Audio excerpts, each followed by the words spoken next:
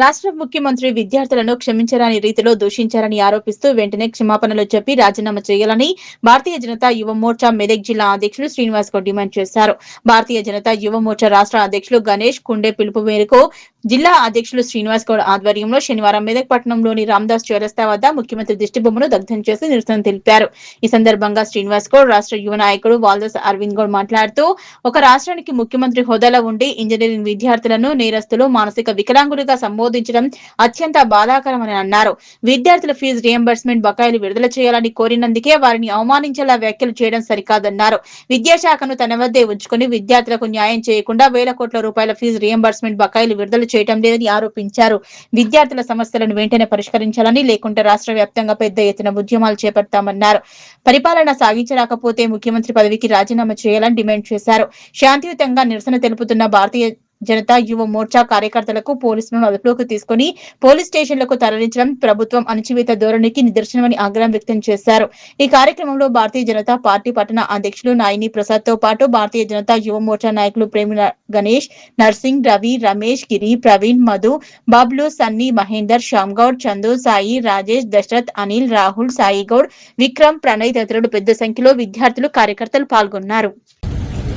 తెలంగాణ విజయవయం రాష్ట్ర శాఖ పిలుపు మేరకు ఈ రాష్ట్ర అధ్యక్షుడు గణేష్ కుండ గారు ఆధ్వర్యంలో మెదక్ జిల్లా కేంద్రంలో ఈ యొక్క రేవంత్ రెడ్డి గారి దిష్టిబొమ్మ దాన కార్యక్రమం చేయడం జరిగింది. ఎందుకనగా ఈరోజు నిన్నటి రోజు విద్యార్థులని, ఇంజనీరింగ్ విద్యార్థులను మినిమం గా సివి కూడా రాయలేని పరిస్థితిలో ఉన్నారు. వీరు క్రిమినల్ వేస్ట్ అని చెప్పేసి మాట్లాడుతూ ఉన్నాడు. అయ్యా సీఎం రేవంత్ రెడ్డి గారు, మీకు ఒళ్ళు దగ్గర పెట్టుకుని మాట్లాడి నేర్చుకోండి. మీరు ఈరోజు ప్రభుత్వం ఏర్పాటు చేసుకున్నారనంటే ఇక్కడున్న యువత విద్యార్థి లోకం నడుము కట్టి ఆ యొక్క కేసీఆర్ ప్రభుత్వాన్ని పొందబెట్టి నీకు మార్పు వస్తుంది, విద్యార్థులను పట్టించుకుంటావు, ప్రజలను పట్టించుకుంటావు, న్యాయం చేస్తావు, ప్రభుత్వం నిలుతావు అని చెప్పి చేసినాం. కానీ ఈ రోజు క్రిమినల్స్ అని చెప్పి మాట్లాడించుకోవడానికి, విద్యార్థులను తిట్టడానికి నిన్ను ఎన్నుకోలేదు. అయ్యా నేను ఒక్కటే అడుగుతా ఉన్నాను, 98 కేసులు పెట్టుకున్నా మీరు క్రిమినలా? ఈ రోజు చదువుకునే విద్యార్థులు క్రిమినల్? తెలివి ఉండాలి, సోయి ఉండి మాట్లాడాలి. సోయి లేకుండా మాట్లాడితే ఖబర్దార్ రేవంత్ రెడ్డి, నీ గోడలు బద్దలు కొడతాం. ఏ విధంగా అయితే ప్రభుత్వాలు మాట్లాడడం మాకేం కొత్త కాదు.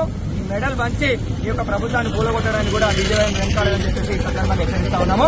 నీకు సిగ్గుచరం ఉంటే నువ్వు క్రిమినల్స్ అని మాట్లాడకుండా మొన్నటికి మొన్న యూనివర్సిటీలో మీ కాంగ్రెస్ నాయకులు వస్తే ప్రొటెక్ట్ చేస్తా ఉన్నారని చెప్పి జర్నలిస్ట్ అడిగితే మీరు ఏం మాట్లాడుతా ఉన్నారు?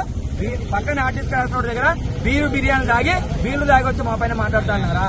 మీరు గత ప్రభుత్వంలో మీరు కూడా ఏం వచ్చి ప్రొటెక్ట్ చేశారని చెప్పి ఈ సందర్భంగా ప్రశ్నిస్తా ఉన్నాము. అంటే మీరు కూడా మందు తాగి సోయిలేక మాట్లాడుతూ ఉన్నావా? ఈ రోజు తెలంగాణ ప్రభుత్వానికి సముద్రం ఒడ్డు లేదని మాట్లాడుతా ఉన్నావు. ఏం మందు తాగి మాట్లాడుతా ఉన్నావు? తెలంగాణకి సముద్రం ఉందా, సోయి ఉందా నీకు అని అడుగుతా ఉన్నాను. మీరు ఒకటి గమనించుకోండి, ఒళ్ళు దగ్గర పెట్టుకొని మీరు పని చేయాలనుకుంటే, చిత్తశుద్ధి ఉంటే, అభివృద్ధి చేయాలనుకుంటే విద్యార్థులకు పెండింగ్ లో ఉన్న 15,000 కోట్ల ఫీజు రియంబర్స్మెంట్ పెండింగ్ లో రిలీజ్ చేసి మాట్లాడు.